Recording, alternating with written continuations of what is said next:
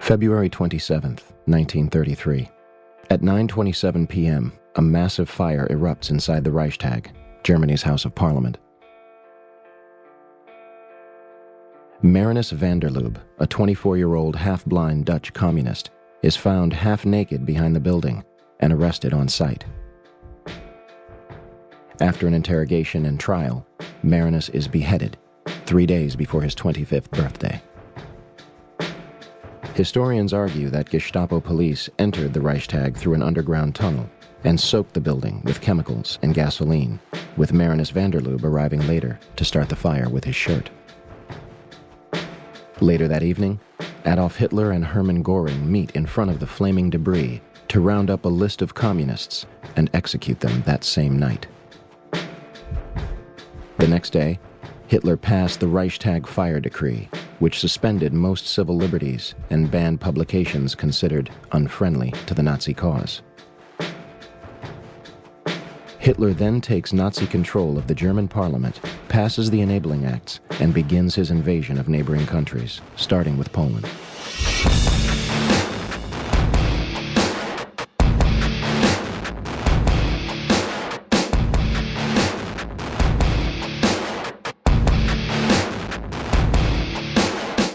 September 11th, 1941. Ground is broken at the Pentagon in Arlington, Virginia, and construction begins. December 7th, 1941.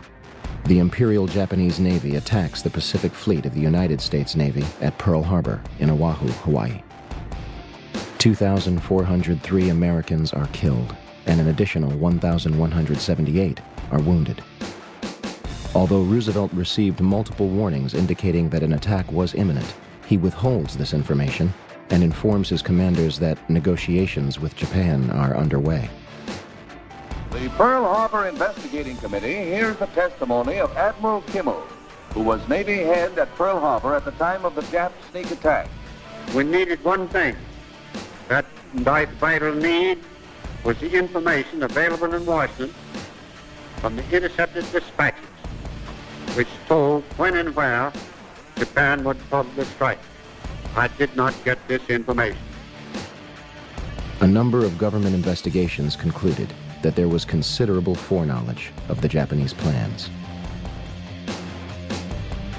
Roosevelt declares December 7th an unprovoked and dastardly attack, an act of war between the United States and Japanese Empire, and asks for carte blanche to enter World War II.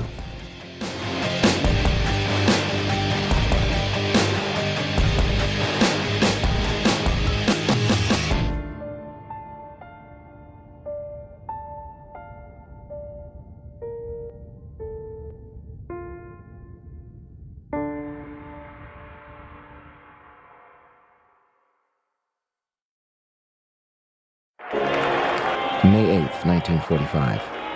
Nazi Germany formally surrenders to the World War II Allied forces.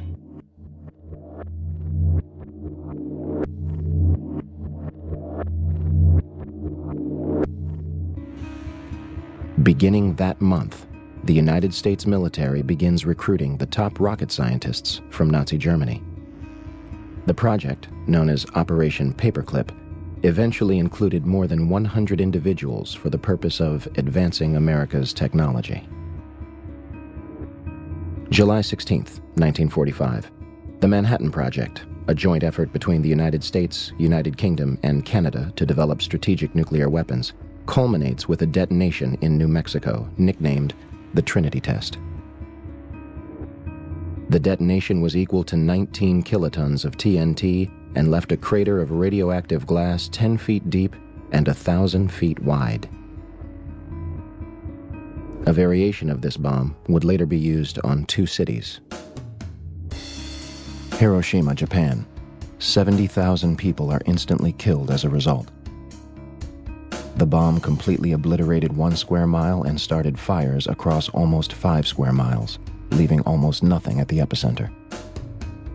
75% of the city was either heavily damaged or destroyed, and approximately 100,000 people died from radiation poisoning in the years that followed.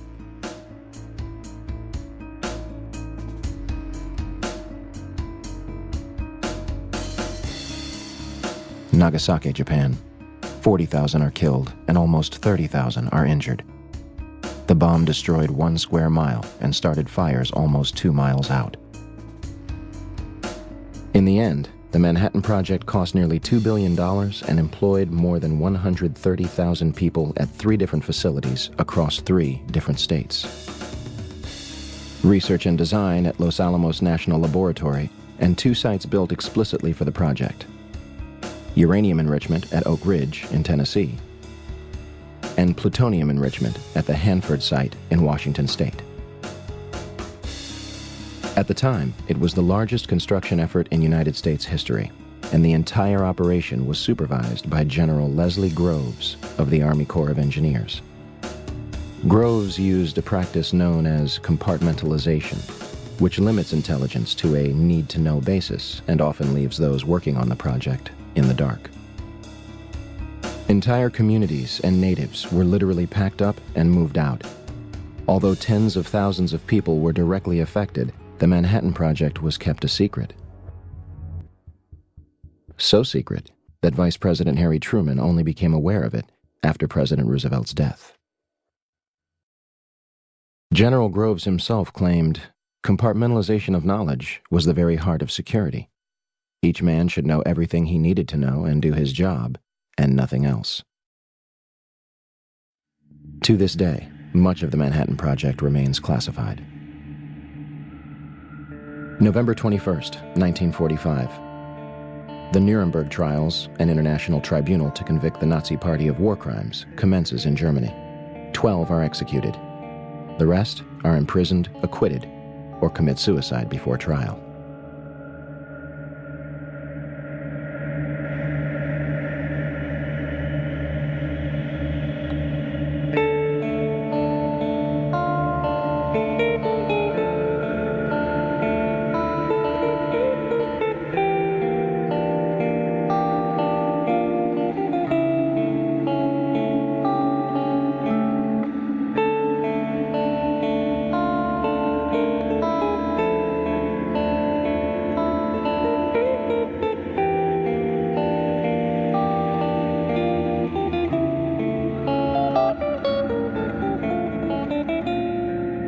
And here is the presidential jet, U.S. Air Force number 1, printed on the side, and the crowd begins its cheer, which you can't hear. The car is now turning onto Elm Street, and it will be only a matter of minutes before he arrives at the trademark. I was on Simmons Freeway earlier, and even the freeway was jam-packed with spectators waiting their chance to see the president as he made his way towards the trademark. It appears as though something has happened in the motorcade route. Something, I repeat, has happened in the motorcade route. There's numerous people running up the hill alongside Elm Street, there by the Simmons Freeway. Just a moment, please. Something has happened in the motorcade route. Stand by, please. The President of the United States is dead. Swear that I will faithfully execute I will faithfully execute the office of President of the United States. August 4th, 1964. 2 American ships report that they are being attacked by North Vietnamese military units in the Gulf of Tonkin off the coast of Vietnam. President Lyndon Baines Johnson immediately declares it an unprovoked attack and orders retaliatory strikes against North Vietnam, asking Congress to authorize action in Southeast Asia. Believing Johnson's claims, legislators act quickly, giving him carte blanche to use military forces in Vietnam. However, documents declassified from the National Security Agency in 2005 confirm that the attack never took place. The Tonkin Gulf Resolution was signed by President Johnson on August 10, 1964. This decree was the doorway through which the United States officially walked into Vietnam.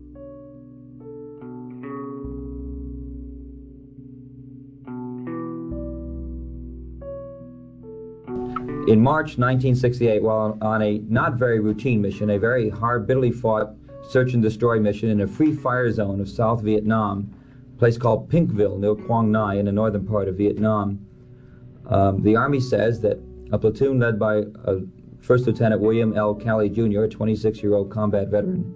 The Army claims that they murdered 109 Vietnamese villagers, mostly women and children. Calley doesn't necessarily dispute that fact. What he says is, I was following orders.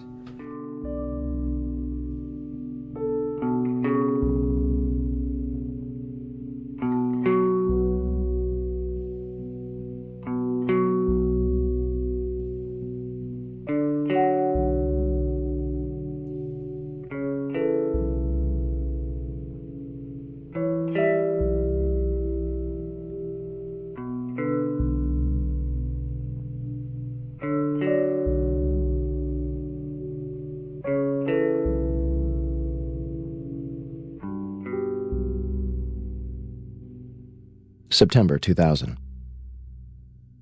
The Project for a New American Century, a neoconservative think tank whose members include Dick Cheney, Donald Rumsfeld, Paul Wolfowitz, and Jeb Bush, releases their report entitled Rebuilding America's Defenses. The report calls for a massive overhaul of the United States military and encourages fighting and winning multiple theater wars. They declare that the process of transformation, even if it brings revolutionary change, is likely to be a long one, absent some catastrophic and catalyzing event, like a new Pearl Harbor. 17 of the project's participants would later take positions in the next White House administration.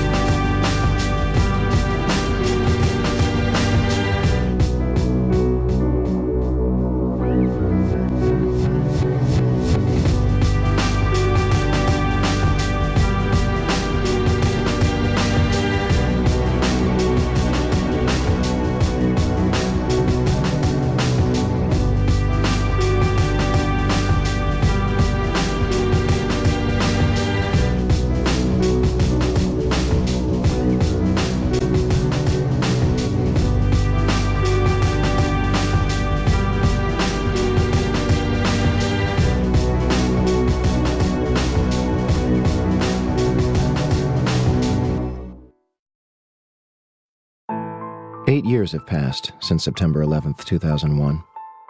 Although the World Trade Center is slowly being rebuilt, the family members and survivors are far from rebuilding the lives which were shattered on that fateful day. The 9/11 Commission, the official investigation into what happened, published its findings and closed its doors 3 years prior. Yet questions still remain in the minds of many.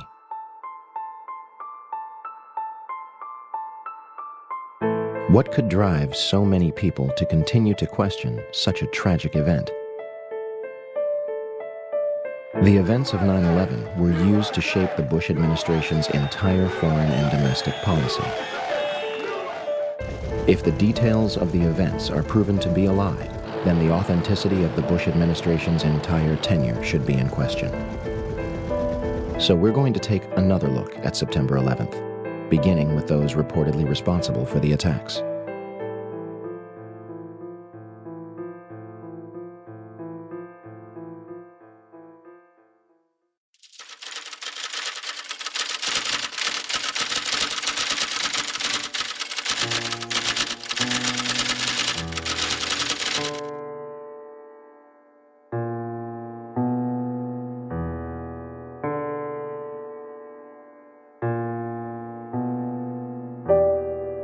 By the afternoon of 9/11, Osama bin Laden was officially being blamed for the attacks, though a number of international figures would question the United States version of events, including Egyptian President Mubarak and General Hamid Gul, the former head of Pakistani intelligence, who stated that 9/11 was pulled off by the Israeli intelligence service. On September 16th, bin Laden officially denies responsibility on Al Jazeera television. Regardless, Bush claims he wants bin Laden dead or alive, and the CIA is dispatched to Afghanistan to bring back his head in a box.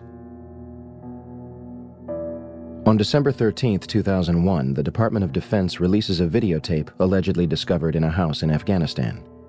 Osama bin Laden discusses the attacks, but does not take responsibility. American mainstream media and even President Bush would portray this videotape as absolute proof of his guilt, even though the translation was not conducted by a third party and was instead provided by the Department of Defense. International establishments and many others question the legitimacy of the tape. Ich habe die Übersetzung des Pentagons sorgfältig überprüft. Diese Übersetzung ist sehr problematisch. Sie ist an den wichtigsten Stellen, die Täterschaft bin Ladens beweisen sollten, nicht identisch mit dem arabischen Ton. In a video aired on Al Jazeera 3 days before the 2004 presidential election, bin Laden reportedly claims responsibility for 9/11 for the first time. Al Jazeera does not say how they received the tape. The final bin Laden video was released in 2006. Does anyone else see a problem here? Osama bin Laden has never been captured or officially convicted for September 11, 2001. Although audio tapes attributed to him are occasionally released, as of this date, he is considered dead by most. As for the hijackers,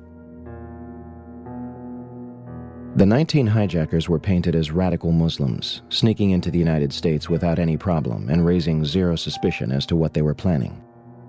First, they were not devout Muslims spending their last days preparing for paradise. In the months and weeks before the attacks, some of the hijackers are spotted several times at strip clubs and make several unexplained trips to Las Vegas. They drink heavily, receive lap dances, buy sex toys, and sleep with prostitutes, spending thousands of dollars within hours. The 9/11 Commission claims that the United States only knew of 3 hijackers prior to the attacks: Nawaf al-Hamzi, Salem al-Hamzi, and Khalid al-Midar. For starters, Al-Kai Collins says he was paid $2,500 a month as an FBI informant in Phoenix. In a stunning disclosure to ABC News, he claims that 3 years before September 11th, he began providing the FBI with information about Hani Hanjar, a young Saudi who later helped fly hijacked American Airlines Flight 77 into the side of the Pentagon. They knew he lived in Phoenix. They knew his phone number. They knew his address. They knew what he drove. They knew everything there was to know about the guy. The FBI emphatically denies that Collins provided any information about Hani Hanjar, but they do admit that they paid Collins to monitor the Islamic and Arab communities of Phoenix because of his unusual background. Once in Phoenix in 1996, the FBI asked Collins to focus on a group of young Arab men, many of whom were taking flying lessons. Hani Hanjar was part of the group. They drank alcohol. They messed around with girls and stuff like that. They all lived in an apartment together, Hani and the others. Collins said he provided the FBI with basic facts, letting the FBI take it from there. 2 of the hijackers even lived with an FBI informant in San Diego and were visited by Hani Hanjour and Mohammed Atta.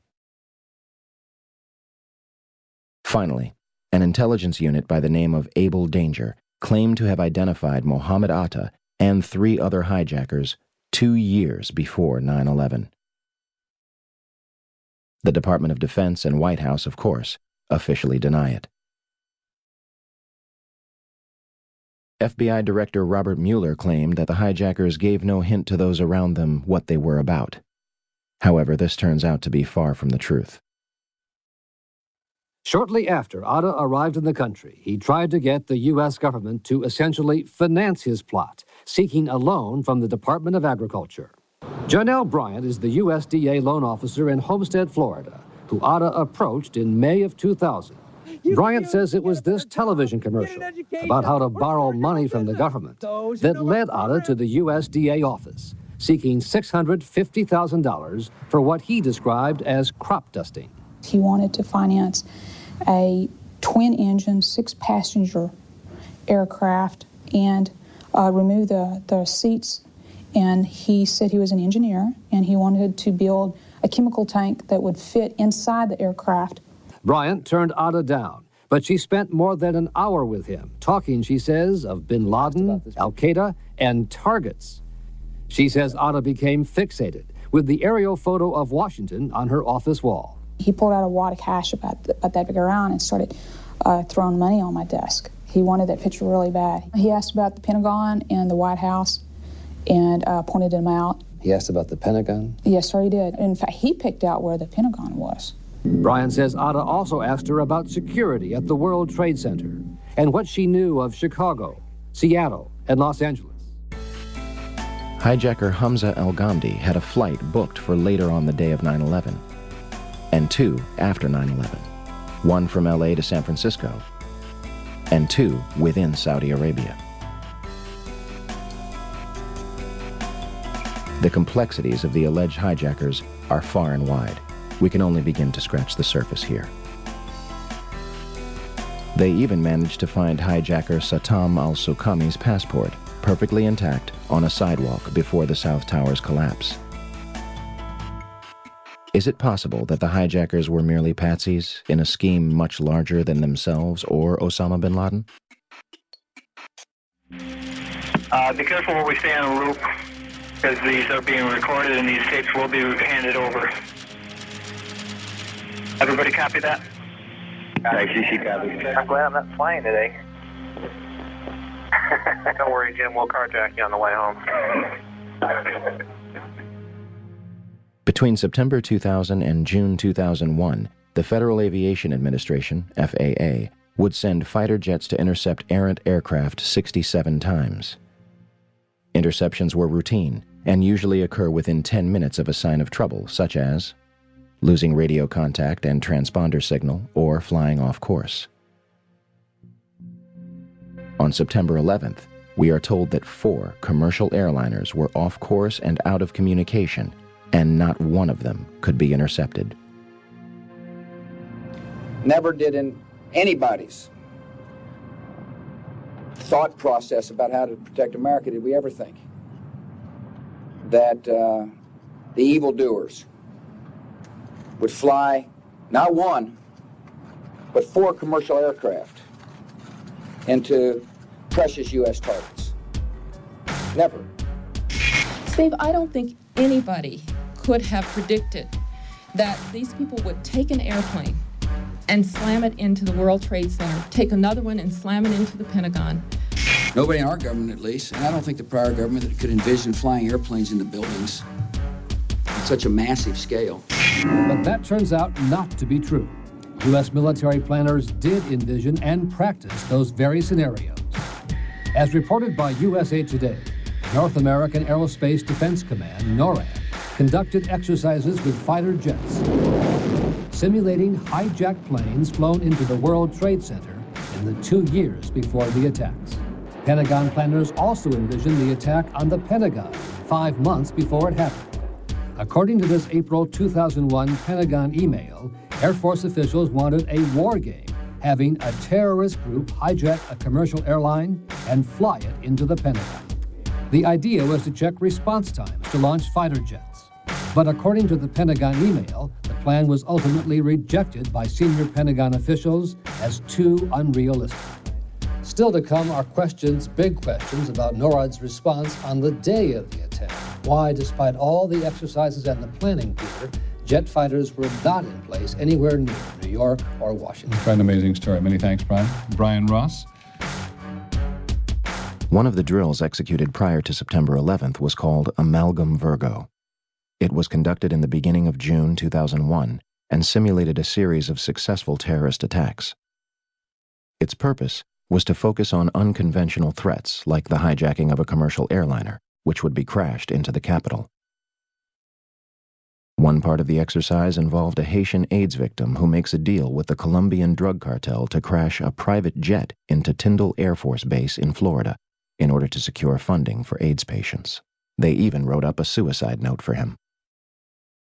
NORAD would deliver scripted messages from the FBI to controllers participating in the war games. And guess who was on the proposal's cover? Osama bin Laden. The second part of the exercise, which was planned before 9/11 but not executed until 2002, involved 2 Delta planes with actual pilots on the flight deck. FBI agents hijacked the planes and diverted them to secure locations. The FBI claims it has no records regarding this exercise. In fact, multiple war games were underway on 9/11 itself. But before we cover those, on the morning of September 11th, President Bush was in Florida to promote an education policy. At approximately 8:30 a.m., he left his hotel and headed for Booker Elementary School in Sarasota. Before entering the building, he was aware a plane had struck one of the Twin Towers. In fact, Bush claimed more than once that he saw the first strike live on television. This is impossible, unless President Bush saw something the public has not. Video of the first strike was not broadcast until later that evening. Minutes after Flight 175 strikes the South Tower, Chief of Staff Andrew Card leans into President Bush's ear, whispering and walking away. And President Bush continues to listen to My Pet Goat. Despite the fact that both Twin Towers had been hit and another plane was in the air and suspected to be hijacked, he remained at the school for a half hour, addressing the nation at 9:30 a.m. How could the Secret Service allow this? President Bush's itinerary had been public knowledge since September 7th. The only way Booker Elementary could not be considered a target was if the Secret Service knew for a fact that it wasn't. With that being said, September 11th was day 2 of Vigilant Guardian, an exercise staged by the Joint Chiefs of Staff and NORAD which simulated hijacked planes in the northeastern United States. It did so by placing inputs onto the screens of military controllers at the Northeast Air Defense Sector in Rome, New York, known as NEADS. As the attacks unfolded, controllers at NEADS thought that what they were watching was all part of an exercise. Okay, guys, listen up. Possibly a second hijack. Yep. Looking for a squawk, and I don't see it. We have smart terrorists today. They're not giving them a chance to squawk. What are the chances that a massive hijacking war game begins on the morning of September 11th that cripples the very defense sector in which the attacks take place? Better yet, who made the decision to schedule it on that date? Vigilant Guardian was a branch of Global Guardian, an Armageddon exercise being conducted at Offutt Air Force Base in cooperation with NORAD. Barksdale Air Force Base in Louisiana also participated in Global Guardian. Instead of returning directly to Washington, D.C., President Bush flew from Booker Elementary to both Barksdale and Offutt Air Force Base before returning to the White House.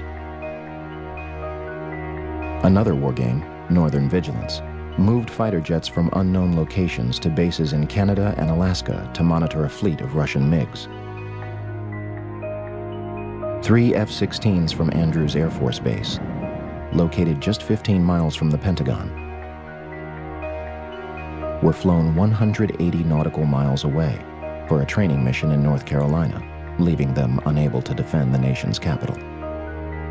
Langley Air Force Base, which is 130 miles from the Pentagon, would not launch fighter jets until 9:24 a.m., a half hour after the North Tower is struck and 10 minutes before the Pentagon.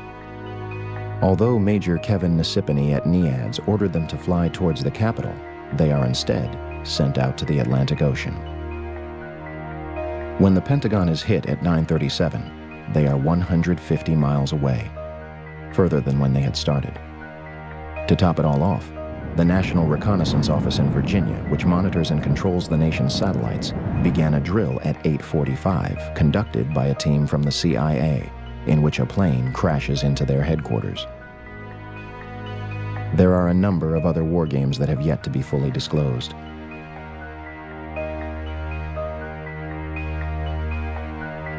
So, let's review.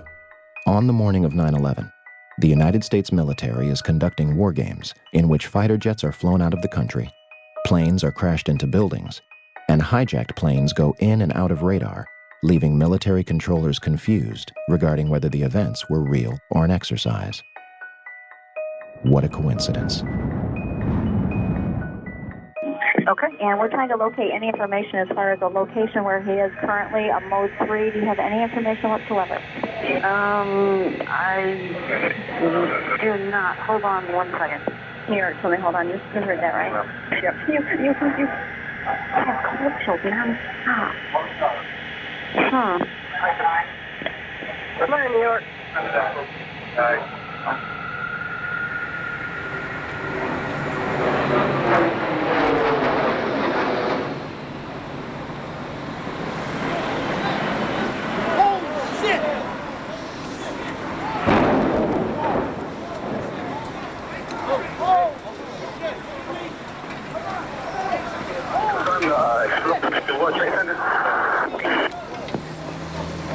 Responding 1063, World Trade Center.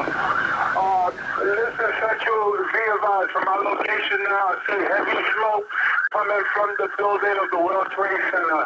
At this time, I advise you that you send them a...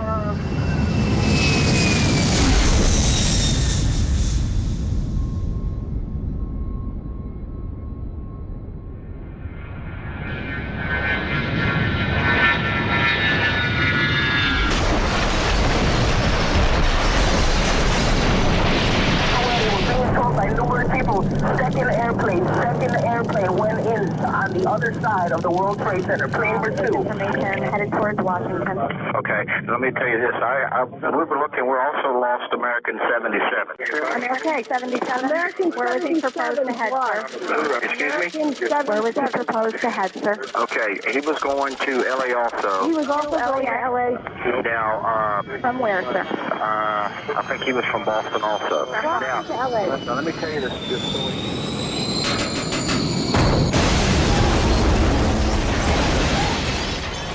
"9:37 a.m., Arlington, Virginia. American Airlines Flight 77 crashes into the Pentagon, killing 125 people and injuring hundreds more. Pentagon authorities deny that the building had anti-aircraft defenses. The FBI arrives within minutes, and the site is declared a federal crime scene, becoming their exclusive responsibility. The Pentagon initially denies that their cameras captured the crash. However, in March 2002, 5 images are released to the press, though the Department of Defense does not take responsibility for their release. For years, those 5 frames were the only public footage of the Pentagon attack. That changes in October 2004, when Scott Bingham files a Freedom of Information Act requesting videotapes that captured the impact of Flight 77. Special Agent McGuire of the FBI located a CD-ROM that contains copies of 2 recordings made by security cameras, released on March 16, 2006.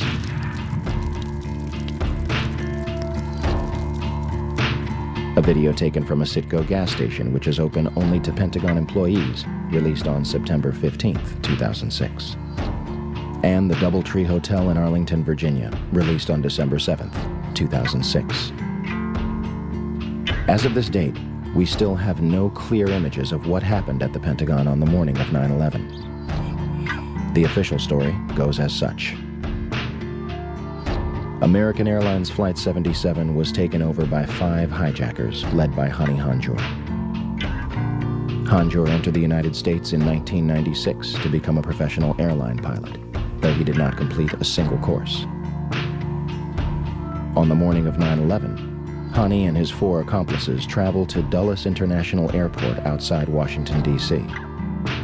They had spent the past weeks at the Valencia Motel in Laurel, Maryland, 6 miles from the National Security Agency.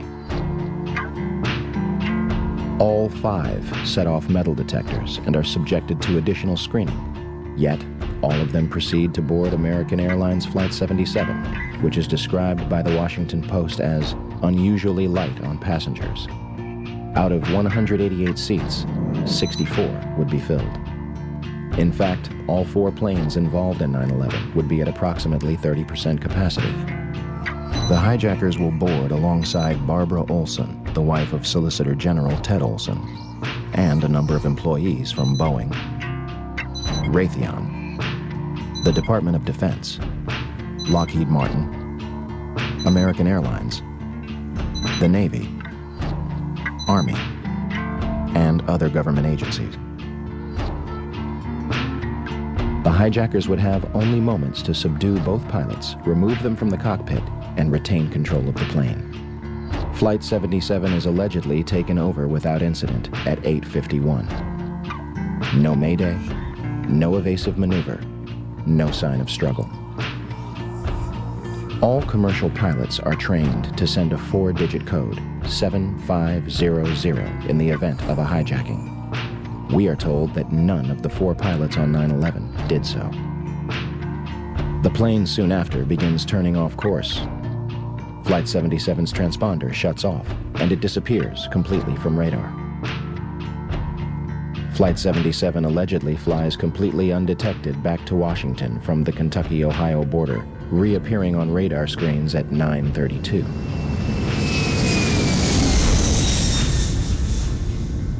Had Hani Hanjour wanted to inflict maximum damage, all he had to do was nose down into the roof of the Pentagon. Instead, he begins a complicated 330-degree turn, dropping 7,000 feet and exposing himself for an extra 3 minutes while executing a maneuver described by experienced pilots as nearly impossible.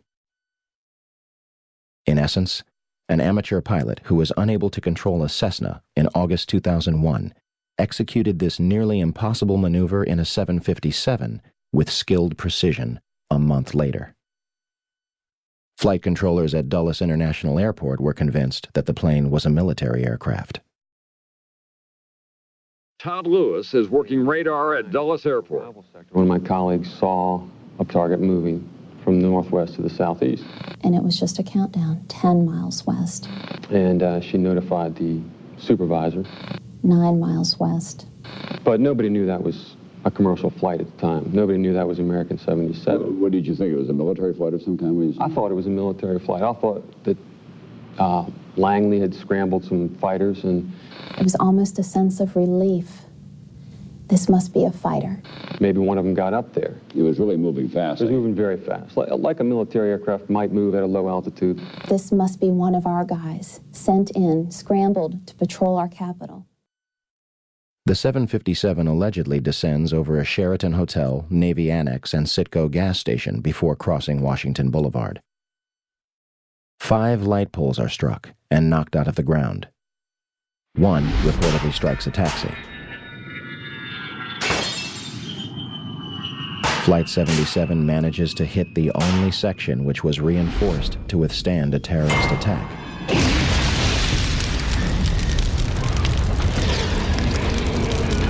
Including reinforced steel and blast-resistant windows an 1.5 inches thick.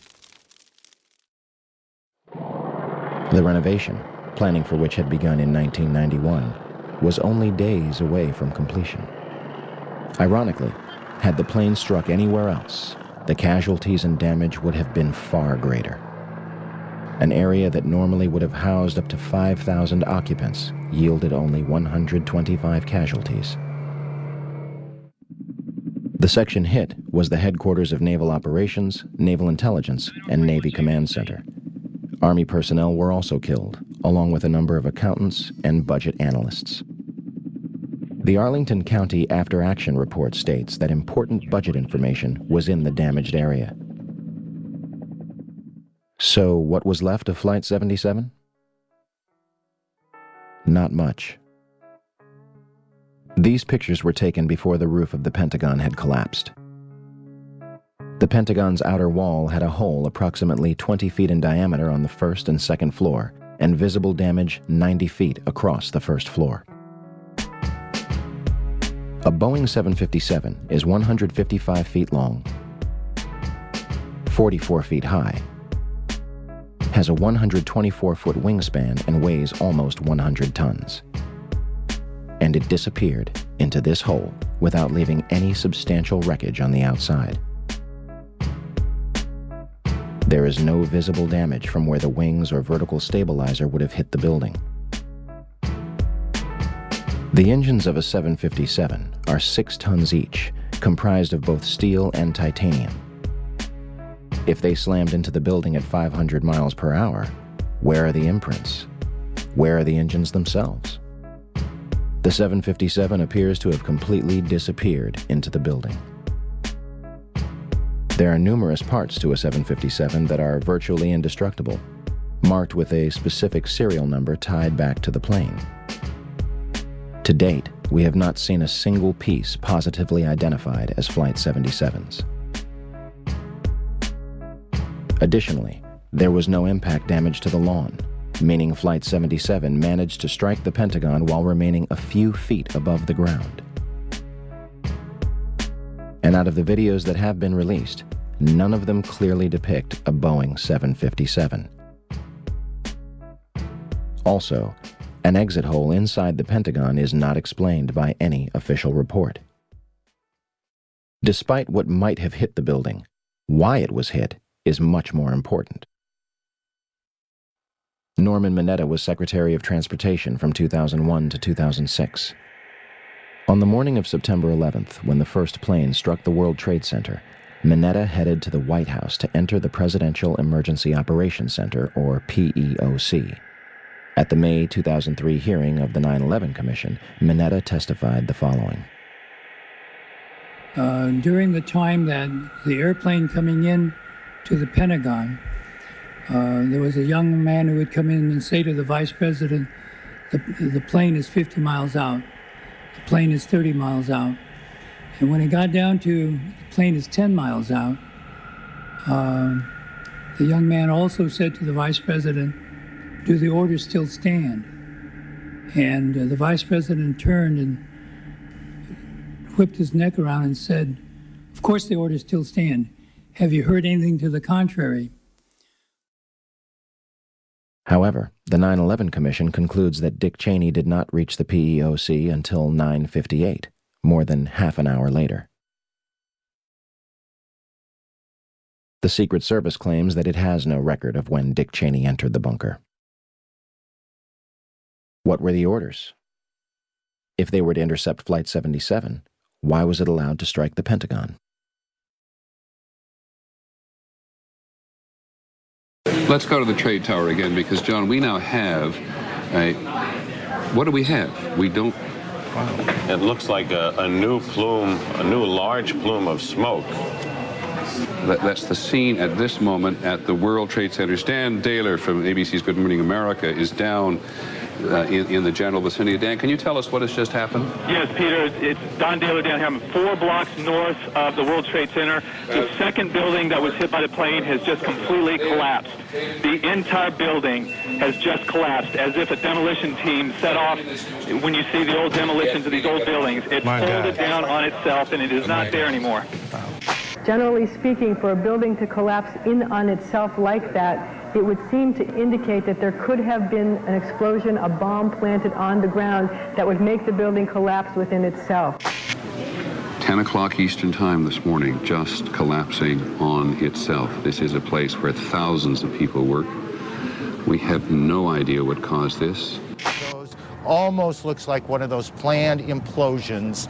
If you wish to bring anybody who's ever watched a building being demolished on purpose knows that if you're going to do this, you have to get at the under infrastructure of a building and bring it down.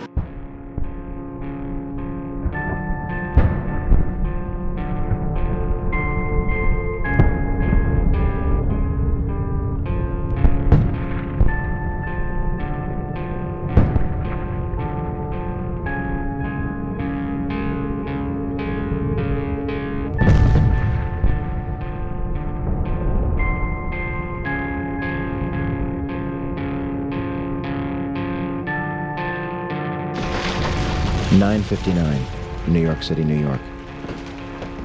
The South Tower of the World Trade Center collapses to the ground in approximately 10 seconds. 29 minutes later, the North Tower follows suit, collapsing in approximately 10 seconds. Later that evening at 5:20 p.m., World Trade Center Building 7, a 47-story skyscraper 300 feet from the North Tower, suddenly collapses. The official explanation is that falling debris from the North Tower created a series of fatal fires inside the building. If this is true, it would be the third steel-framed skyscraper in history to collapse due to damage and fire. The first two would be the Twin Towers. August 5th, 1970.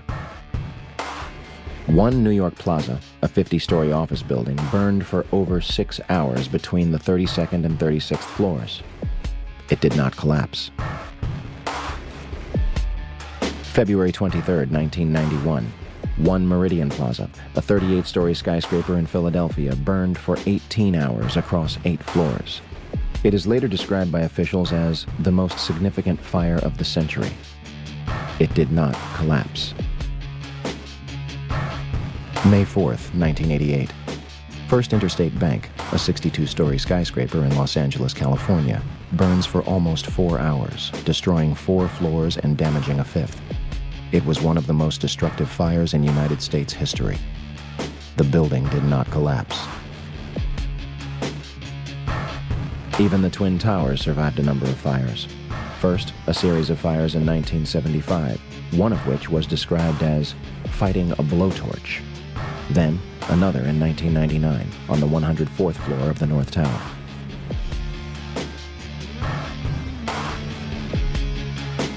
Yet on September 11th, 2001, the Twin Towers burned for 56 and 103 minutes before collapsing completely to the ground.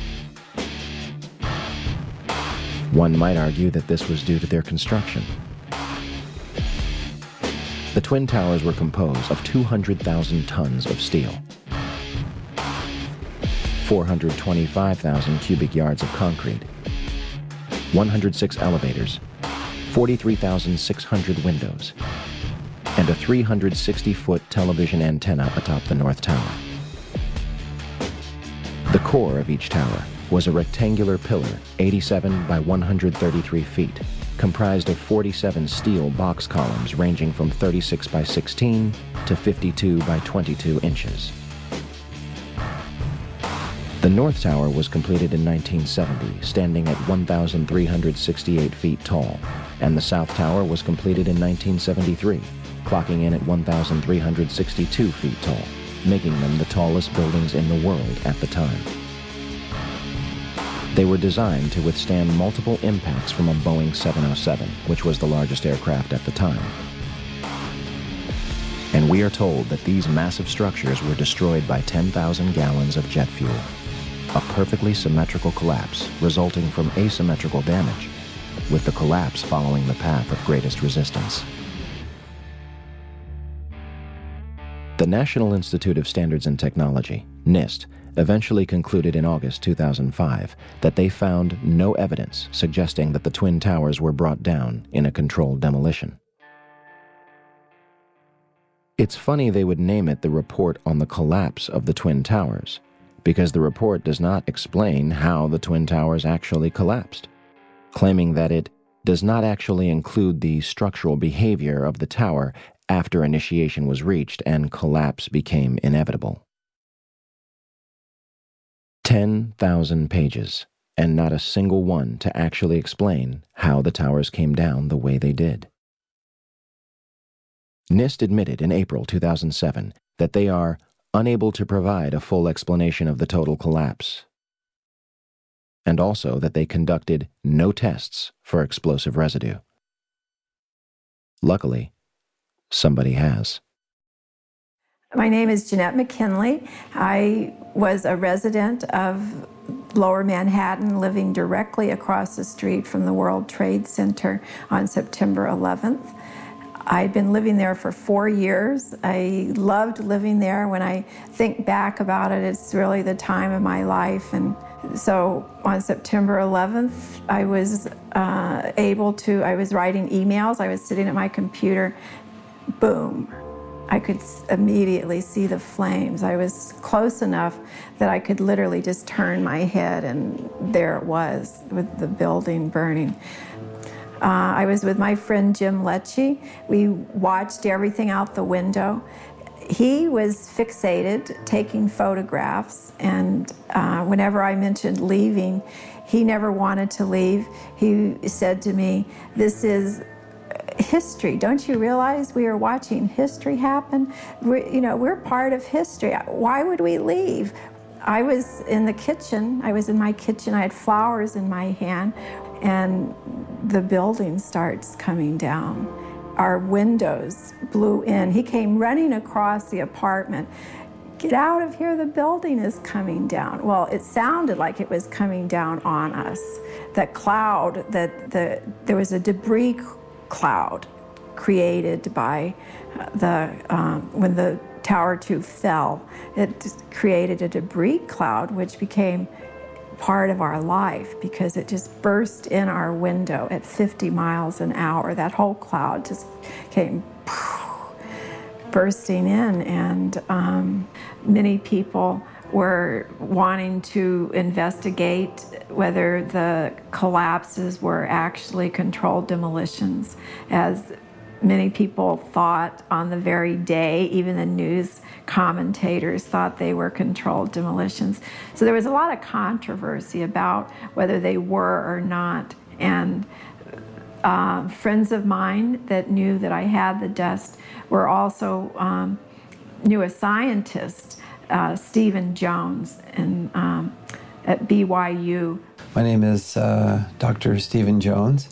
I have a PhD in physics from Vanderbilt University, 1978. I have a Bachelor of Science degree from Brigham Young University, 1973. I graduated magna cum laude. I went after the PhD work. I did postdoctoral work at Los Alamos Mason Physics Facility. In June 2007, I was examining a dust sample, which I'd obtained from Jeanette McKinley. I was using a loupe and also just looking at it with my eyes and an ordinary optical microscope, although stereo, so that I could see better in 3 dimensions. And what I found was a chip that looked like it might be a paint chip. I mean, early on I was thinking maybe not too interesting, but this chip was rather striking in its appearance. It had an orange-red color, first of all, and then I found several of these, and they all had some gray material adhering to the side of the red material. So layered. Later we found multiple layers, but most of these chips have 2 layers, red, gray. I did take one of these chips then to the electron microscope, the scanning electron microscope, and we looked at it with the electron microscope, and then we used a system where we could determine the elements. What we found in the red material is a combination of aluminum and iron oxide, and these are the components of thermite. Of course, now We looked with an electron microscope, we looked deeper and deeper, a higher and higher magnification. And I pulled in a colleague of mine, Dr. Jeffrey Ferrer. He's an expert on the electron microscope machine. So he actually broke a piece off of one of these red chips, and then later he did 4 different samples, broke a piece off. That gives you a fresh surface. Because in the dust, there's all sorts of stuff. There's zinc and titanium and calcium, all sorts of stuff. So he broke off a tip, you see, so we could look at a fresh surface. And then what you see in all 4 samples that we studied in this detail: carbon, which is significant, oxygen, iron, and aluminum. We looked at this, and these again are the ingredients, except for the carbon, and we found that experimenters working with superthermite, trying to beef it up, make it more explosive, tailoring it to different weapons applications, they would have silicon in there and an organic material, which means a carbon. So a polymer such as Viton, they would add to this to give it the properties they wanted. So that fit. Now, see, that was surprising to me to see silicon and carbon, but then we find in the literature that's what these guys are doing in the weapons labs, Livermore and Los Alamos. They're adding organic, because that gives you a gas production. When the thermite goes off, now you also have gas production, which gives you the explosive force, for instance.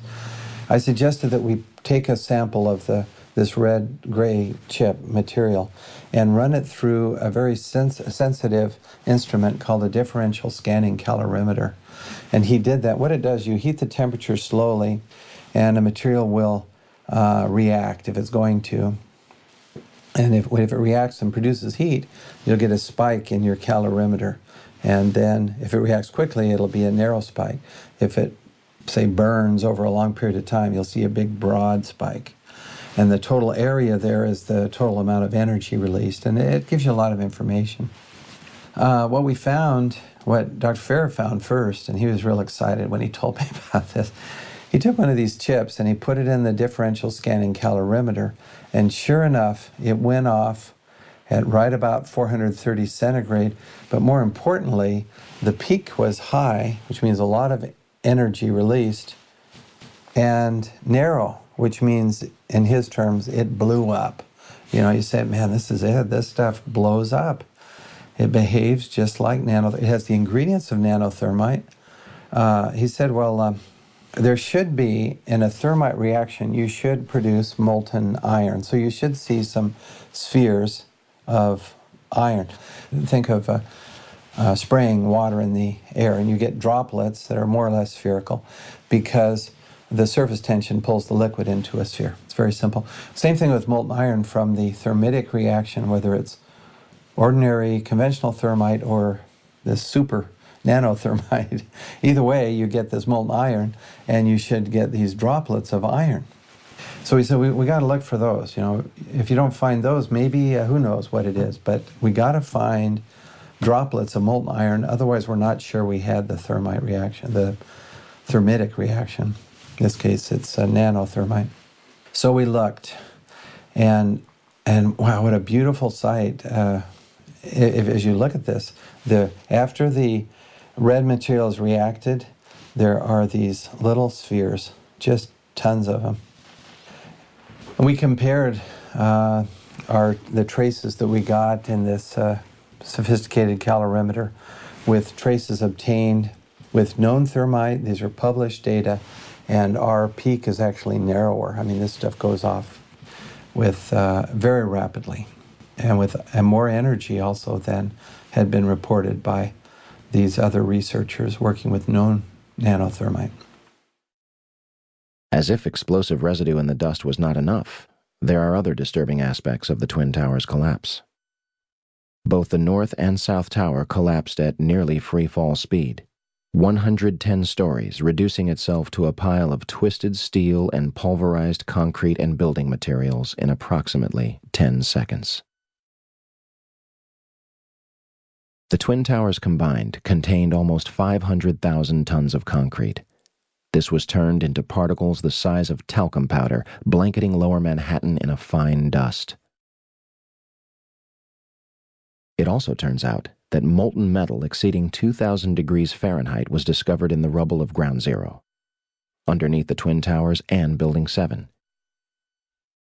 Firefighters, emergency workers, police, officials, even Rudy Giuliani testified to these massive temperatures.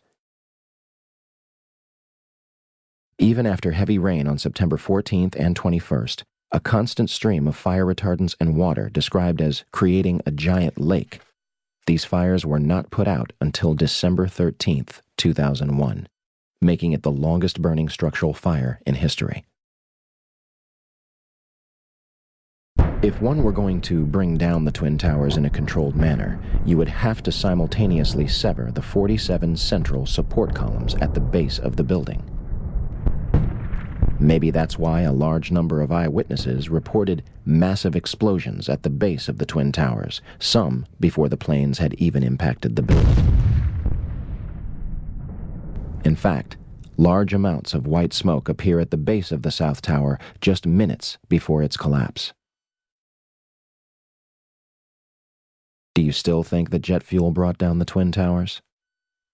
In almost all the videos of the collapses, violent ejections appear 20 to 60 stories below the demolition wave. Here,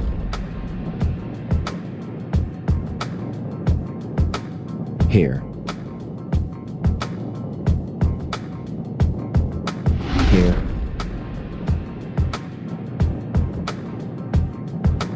here, and here.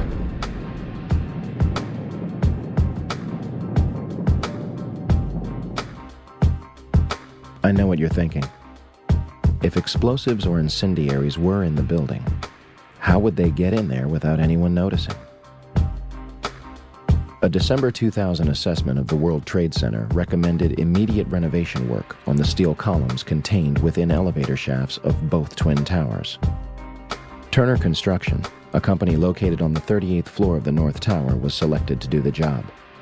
Turner's CEO at the time was Tom Leppert, who had personal ties to George W. Bush and Carlos Gutierrez, Secretary of the Department of Commerce. The Department of Commerce is in charge of NIST, an agency that may sound familiar. Turner Construction also did fireproofing work on the very floors that were struck by Flights 11 and 175. Of course, all documents pertaining to Turner's work on the Twin Towers were destroyed on 9/11. In addition, President Bush's brother, Marvin, was on the board of directors at Securicom from 1993 until fiscal year 2000. Securicom, later known as Stratosec, was an electronic security company backed by Kuwait American Corporation, which provided security for United Airlines, Dulles International Airport, and from the early 1990s up to 9/11, the World Trade Center. According to the Port Authority, there are no records pertaining to the work that the company performed on the World Trade Center. So, a company with ties to the government agency that eventually investigated the collapse was responsible for doing renovation work inside the Twin Towers, and the building's security was run by a company with family ties to President Bush. And we have no records to prove what they did inside the buildings. Nothing suspicious there. I often get asked, well, exactly how did they use this nanothermite in the buildings?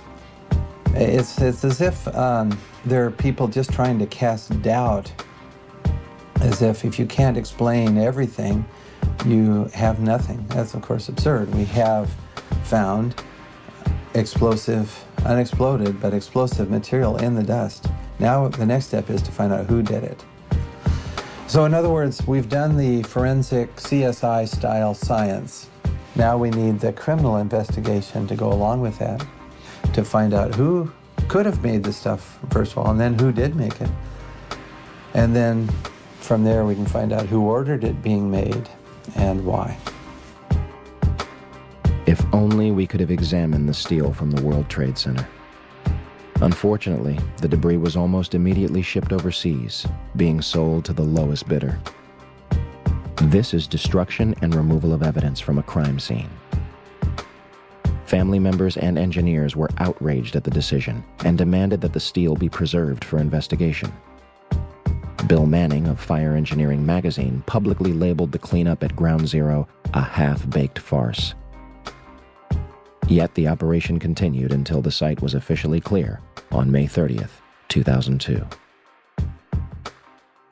Regardless of how it was done or who was responsible, what happened to the Twin Towers seems obvious enough. They were brought down in a highly engineered, unconventional, controlled demolition. It was a psychological attack on the American people, and it was pulled off with military precision.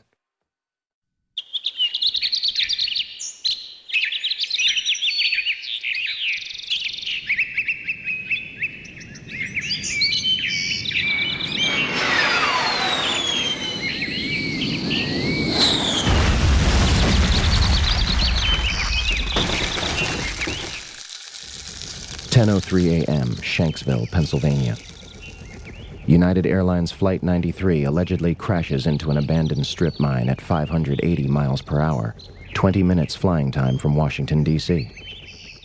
Speculation ran rampant that the plane had been shot down.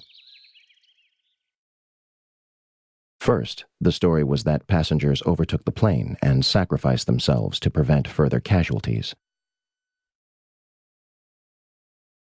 The 9/11 Commission eventually concluded that hijacker Ziad Jarrah crashed the plane into the ground. They also claim that the military did not know about Flight 93 until 10:07 a.m., 4 minutes after it had allegedly crashed. So, what trace was left of Flight 93? Yeah, we want to take our viewers live to Shanksville, Pennsylvania. Our Brian Cabell is standing by. This, of course, is the site where United Airlines Flight 93 crashed on its way from Newark to San Francisco, crashed on Tuesday. And I understand in this investigation there's some breaking news. Brian, what can you tell us? Well, Darren, in the last hour or so, the FBI and the state police here have confirmed that they have cordoned off a second area about 6 to 8 miles away from the crater here where this plane went down. This is apparently another debris site, which raises a number of questions. Why would debris from the plane, and they identified it specifically as being from this plane, why would debris be located 6 miles away? Could it have blown that far away? Seems highly unlikely. Almost all the debris found at this site is within 100 yards, 200 yards away. So it raises some questions. We don't want to over-speculate, of course. It seems to me from covering a number of plane crashes on the scene that, if nothing else, you can say this is not typical for a plane crash to be spread across an area this large. It certainly doesn't make sense because most of the debris has been found in a very compact area within 100 yards, 200 yards, maybe a little beyond that. And then all of a sudden they're telling us 6 miles away they have another concentration of debris. They say it's very small pieces. Most of these are very small pieces. Most of the pieces here are no bigger than the size of a briefcase, they say, and the pieces 6 miles away maybe even smaller than that. As for the crash site itself, from the Somerset County coroner to the mayor of Shanksville, almost every eyewitness would remark how little of the plane and its passengers remained at the actual crash site. We have rescue vehicles that came in earlier in the day and they have turned up nothing. No one believed to be alive from this crash within the last hour. I want to get quickly to Chris Kanicki. He's a photographer with the Pittsburgh affiliate of Fox affiliate. He was back there just a couple of minutes ago. And Chris, I've seen the pictures. It looks like there's nothing there except for a hole in the ground. Basically, that's right. The only thing you could see from where we were was a big gouge in the earth and some broken trees. We could see some people walking around in the area, but from where we could see, there wasn't much left. Any large pieces of debris at all? No, there was nothing that you could distinguish that a plane had crashed there. Smoke, fire? Nothing. It was absolutely quiet. It was actually very quiet. Just a couple of people walking around. They looked like part of the NTSB crew walking around looking at the pieces. How big would you say that hole was?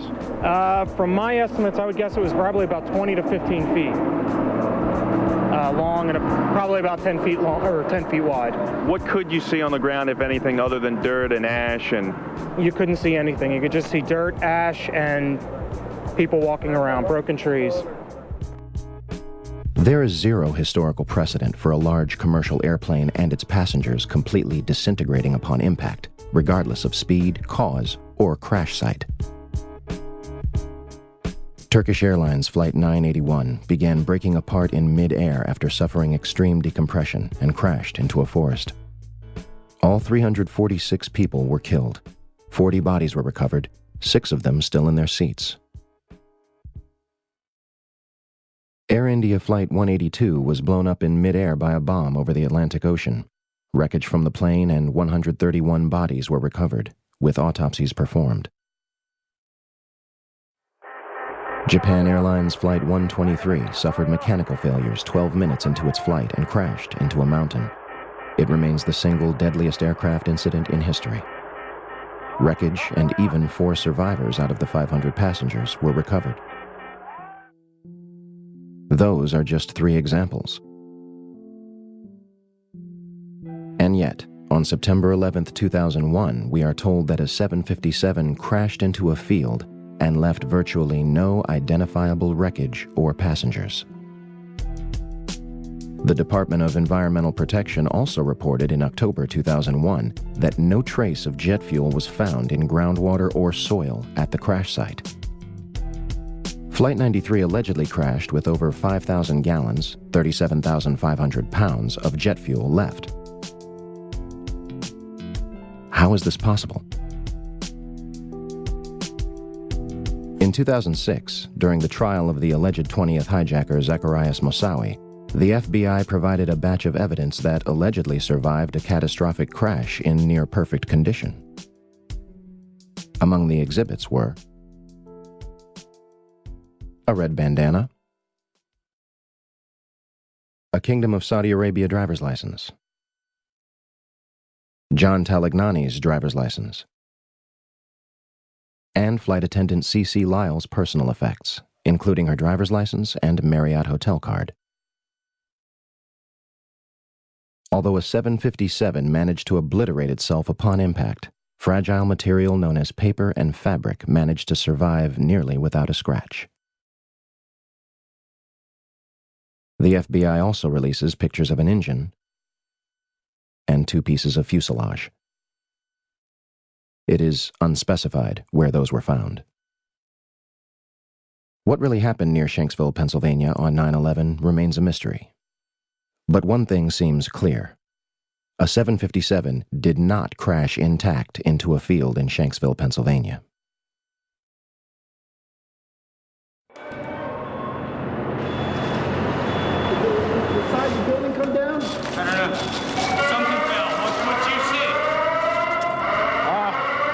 Pretty clear at one point, and then this whole bunch of smoke and glass, and I think we're just about the last ones in this building right now. I think you should leave. Everybody else is gone. Okay. I'll just make sure that there's nobody else coming downstairs. I hear the top of the building fell down. In 1984, construction began on World Trade Center Building 7, a 47-story office building 300 feet away from the North Tower. It opened to the public in 1987 and housed offices for Department of Defense, Internal Revenue Service, and was also the Secret Service's largest field office. Building 7 was considered the Central Intelligence Agency's largest station outside of Washington, D.C. The details of the office's functions remain classified.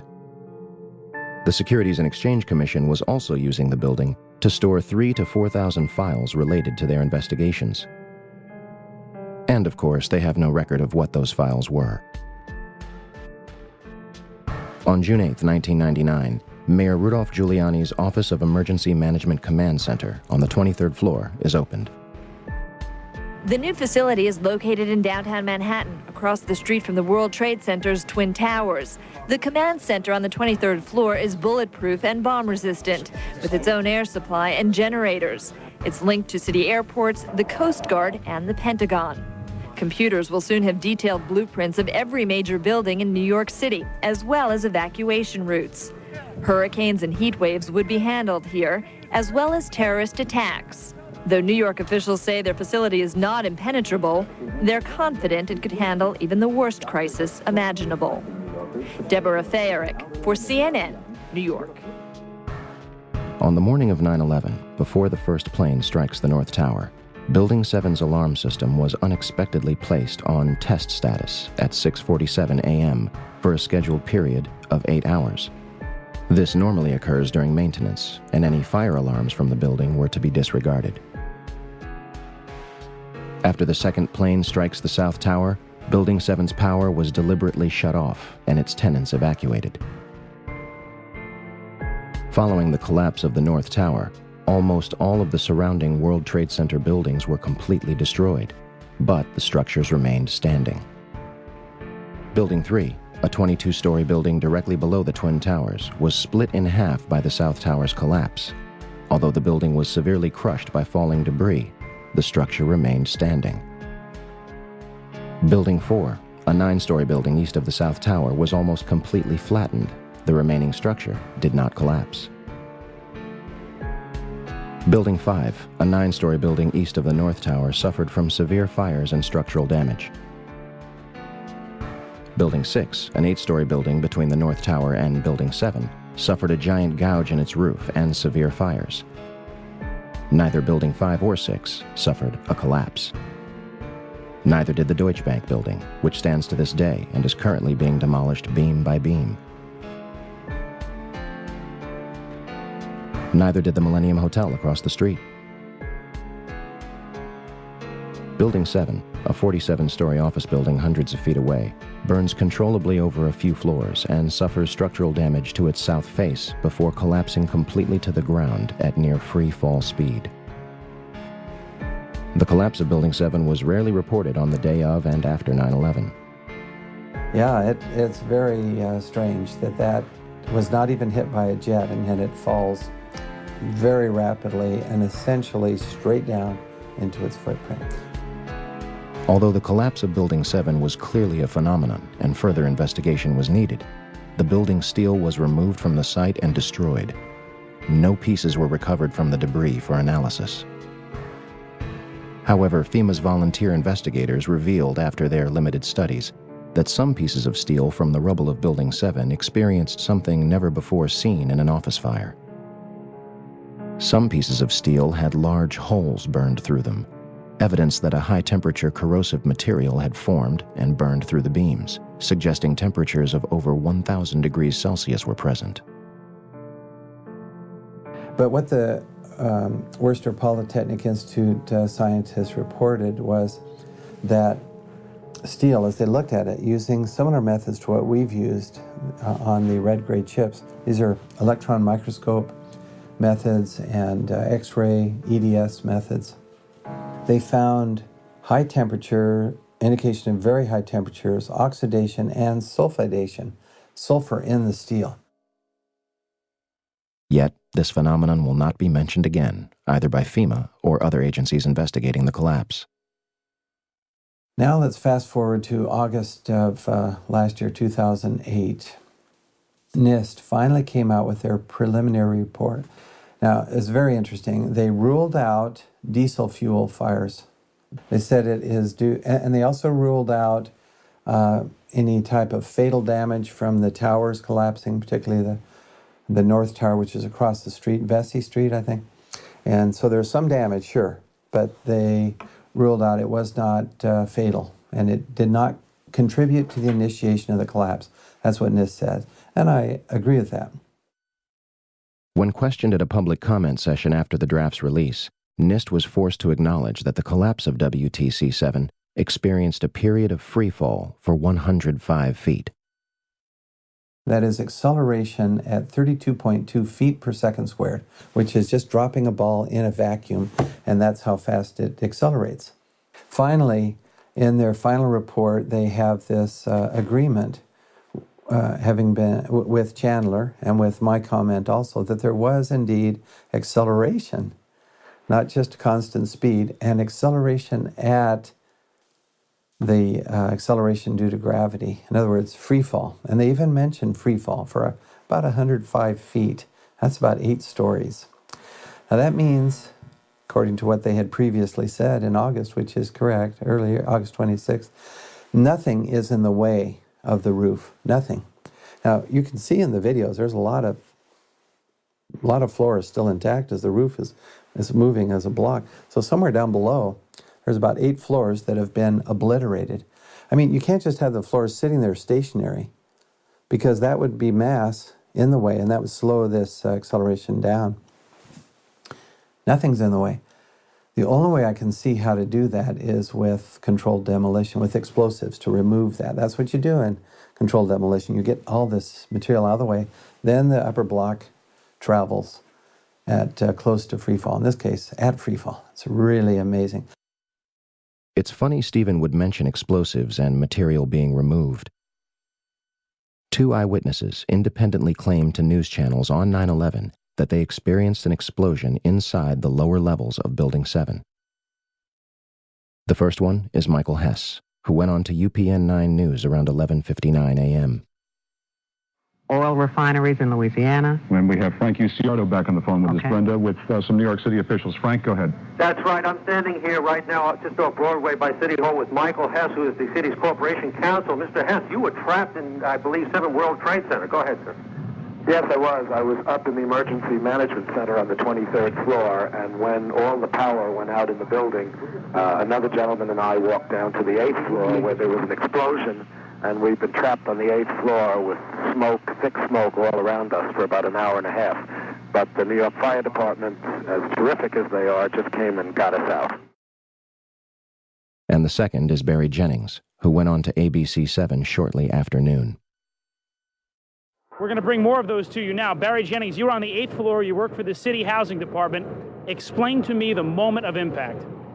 Well, me and Mr. Hess, the corporation counsel, were on the 23rd floor. I told him we got to get out of here. We started walking down the stairs. We made it to the 8th floor. Big explosion. Blew us back into the 8th floor.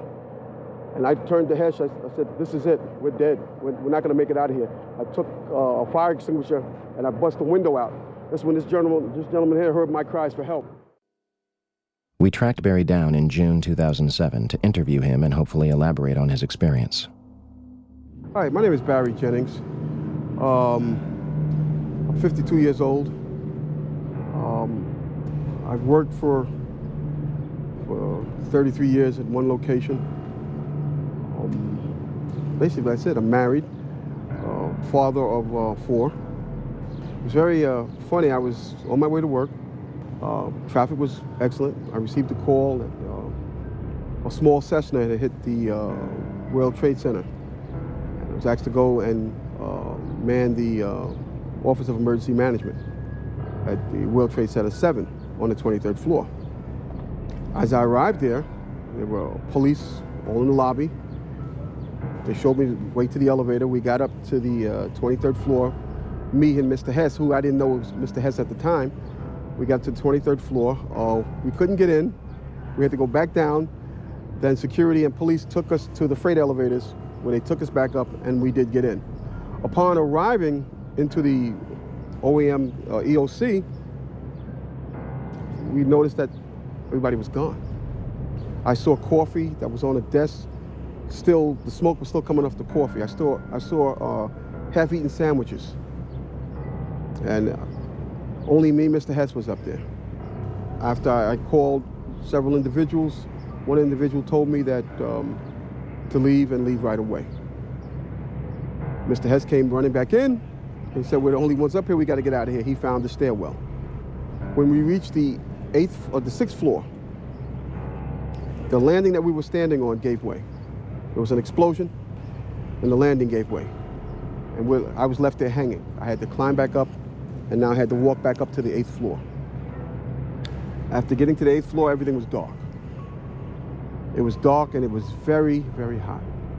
Very hot. I asked Mr. Hess to test the phones as I took a fire extinguisher and broke out the windows. Once I broke out the windows, I could see outside below me. I saw police cars on fire, buses on fire.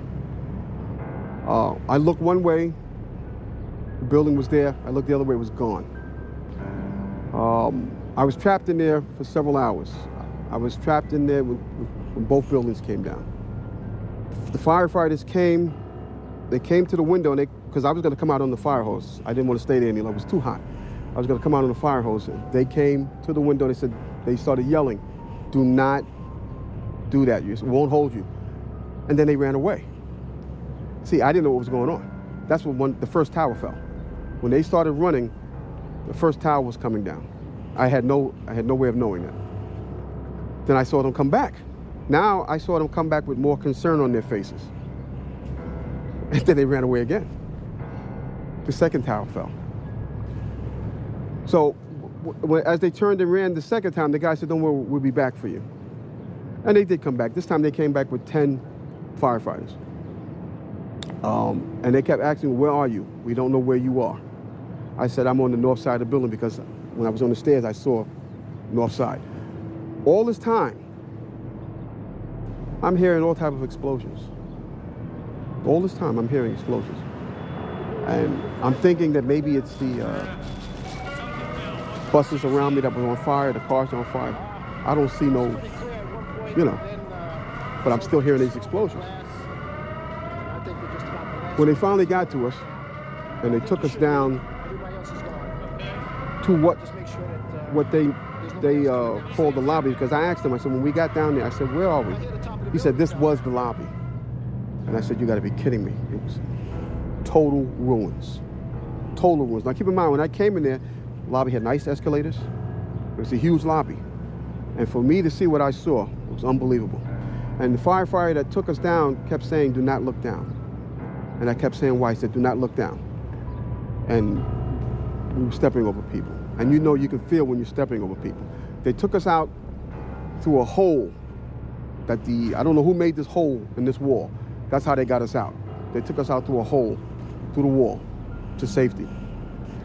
As they were taking me out, one firefighter had fallen. I believe he was having a heart attack. But before that, this big, giant police officer came to me. And he says, "You have to run." I said, "I can't run. My knees are swollen." He said, "You're going to have to get on your knees and crawl in." He said, "Because we have reports of more explosions." And that's when I started crawling. And I saw this guy fall behind me. And his comrades came to his aid. They dragged him to safety. I was looking for an ambulance for my knees. And at that time, they told me, "We got to walk 20 blocks to refuge." Before I got there, Eyewitness News grabbed me and started interviewing me. And that's basically it. This is where the story takes a turn for the worst. In late August 2008, comments began appearing on YouTube videos of Barry's testimony, claiming he had passed away on August 19, 2008. 2 days before NIST releases its draft report on WTC-7, which directly contradicts Barry's testimony and claims that no explosions occurred inside the building. They explicitly claim there were no witness reports of such a loud noise. To date, the only publicly available information is that Barry was in perfect health before suddenly being admitted to the hospital and subsequently passing away on August 19, 2008. A private investigator, when hired to investigate the disappearance of Barry Jennings, replied, "Due to some of the information I have uncovered, I have determined that this is a job for the police. I have refunded your credit card. Please do not contact me again concerning this individual." In conclusion, 2 men inside World Trade Center Building 7, a skyscraper that housed numerous government agencies whose duties are unknown to the public, are almost killed by an explosion before either of the Twin Towers fell. Although it is damaged far less than any other surrounding World Trade Center buildings, at 5:20 p.m., it collapses into its own footprint, experiencing 105 feet of freefall and barely damaging surrounding structures. And the official government report, which takes almost 7 years to write, says it was all due to fire. My mind is still there. That day I'll never forget. And the explanations that were given to me is totally unacceptable. Totally unacceptable. Because as I stated, I was there. I lived it. I lived through it. Actually, I thought I was going to die that day. Because me and Michael Hess did get on our knees and start praying when we saw that there was nobody coming, there was no hope. We did get on our knees and start praying. And then there was a fireman that shined the light and says, "Anybody in here?" Those are the sweetest words I ever heard. Is there anybody in here? And I, at that time, I told Mike, I said, "Mike, you better get under the desk and pray to who you're going to pray to, because I'm going to pray to who I'm going to pray to, because it doesn't look like we're going to make it. And that's when that fireman came and saved our lives. When I got home, I sat down in front of the TV, and my wife said, "Why do you keep watching this? Why do you keep?" I couldn't stop watching it. And that's when I found out Building 7 came down. I was so surprised. And I'm saying to myself, why did that building come down? And I knew why it came down, because of the explosions.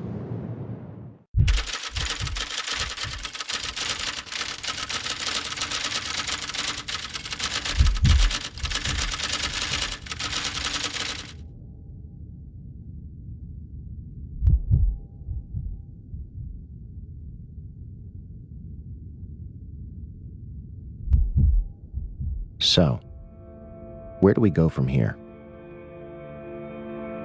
Your reaction to this will be either an emotional one or a logical one. You will deny that these things are possible and insist that this information is ridiculous and go about your life. Or you will acknowledge a number of serious, glaring issues with the United States story of 9/11 and do your part to further a new criminal investigation into the day's events. How long will the American public or the world wait for the truth about September 11th? How much louder will the family members and survivors have to scream for answers? September 11th was not just a terrible tragedy that took the lives of thousands of innocent people. It was an American coup, a violent and aggressive seizure of power and a transformation of both foreign and domestic policy. The slaughter of civilians in broad daylight as a means of promoting an agenda. This is not a new concept. Meet Smedley Butler. His father was both a lawyer and a politician. He was elected to the House of Representatives in 1897. He joined the Army at the age of 16, and at the age of 48, he became the Army's youngest Major General. He was twice decorated with the Congressional Medal of Honor. In July 1934, Butler was approached by two men who offered him $30 million and the support of 500,000 troops and the mainstream media to lead a coup against President Roosevelt and remove him from office. Butler pretended to go along with it, eventually meeting with the main conspirators behind the plot. The DuPont family and leaders of U.S. Steel, Heinz, Standard Oil, General Motors, Chase National Bank, Goodyear Tires, and last but certainly not least, Prescott Bush himself, President George W. Bush's grandfather.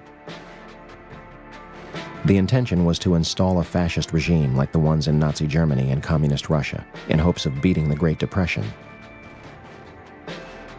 Butler attempted to blow the whistle on the plot, testifying before a committee of House Representatives John McCormick and Samuel Dickstein. Want to guess what happened? The representatives believed Butler, but refused to pursue the people responsible. The media turned on Butler, calling his allegations a hoax, perfect moonshine, as one put it.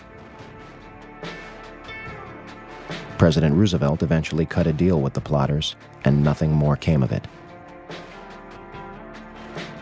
America was hijacked on September 11, 2001. Not by Osama bin Laden and his al-Qaeda network with box cutters directed from a cave in Afghanistan, but by a group of tyrants, ready and willing to do whatever is necessary to keep their stranglehold on the United States of America. A group beyond any one man or any one administration. Until there is a new investigation into the events, we will not go away. We will not be silent. Ask questions. Demand answers. We saw the towers for the ashes like they were laced with bombs. And ever since we've been at war like Genghis, calm and fiendish for a fascist world state. An Orwellian nightmare will write a strip bare. Get prepared for the future of wiretaps, cameras on every corner, black water sharpshooters with scopes locked on ya. The Patriot Act has us watching our backs. They front like they're here to save us while they're on the attack. And we act like we didn't see it coming from a nation built by theft and genocide. Gunning down opposition, listen, worldwide is well known that America will eat its own. So long to what you thought was democratic. These times are catastrophic, cause war is a means to profit. Control and manipulate the masses, it's classic. Evil caskets, be full of people blasted. They lie, they scam, they cheat and steal. They plot, they fund, they act, it's real. They watch, they hunt, they punish and kill. Welcome to the aftermath. They lie, they scam, they cheat and steal. They plot, they fund, they act, it's real. They watch, they hunt, they punish and kill. Welcome to the aftermath. Ground zero, the launch pad for endless killing that Bush desperately needed to fool the millions into supporting an agenda to conquer the planet. I wonder how the children felt when the first bomb landed in Afghanistan. Operation Enduring Freedom was the first act of treason. Must I tell you the reason? Start reading and stop believing network news. They're concerned with making money, not telling the truth. Deep in the night, I'm turning and tossing, knowing cities are burning, lost in the silence of the empire's coffin. Over 1 million Iraqis murdered, human beings never to be seen again or heard of. Now who's next in the name of America, famous for heinous war acts? Vain, insane leaders feed us lies and ignore facts, but factors were smarter and stronger than what they hoped for. The war on terror, deceptive like Reagan's Coke War. They lie, they scam, they cheat and steal. They plot, they fund, they act, it's real. They watch, they hunt, they punish and kill. Welcome to the aftermath. They lie, they scam, they cheat and steal. They plot, they fund, they act, it's real. They watch, they hunt, they punish and kill. Welcome to the aftermath. 20 years from now, what will Americans be like? Slaves will behave to human beings with rights that we fight. We might still have a chance instead of hoping for change. We gotta advance, take a stance and be heard. Silence is the enemy. Words have power, but actions speak louder. Pretend to be free till you die a slave. A soldier in the desert searching for a ghost in the cave. For the corporation, I run out of patience. Sick of seeing troops sent to die for your lives. Spending dollars in debt, we holler in protest till we have your arrest. We will not rest, and we know what you did that day. Killed your own citizens to advance your ways. All my real patriots stand up and say 9/11 was an inside job. They lie, they scam, they cheat and steal. They plot, they fund, they act, it's real. They watch, they hunt, they punish and kill. Welcome to the aftermath. They lie, they scam, they cheat and steal. They plot, they fund, they act, it's real. They watch, they hunt, they punish and kill. Welcome to the aftermath.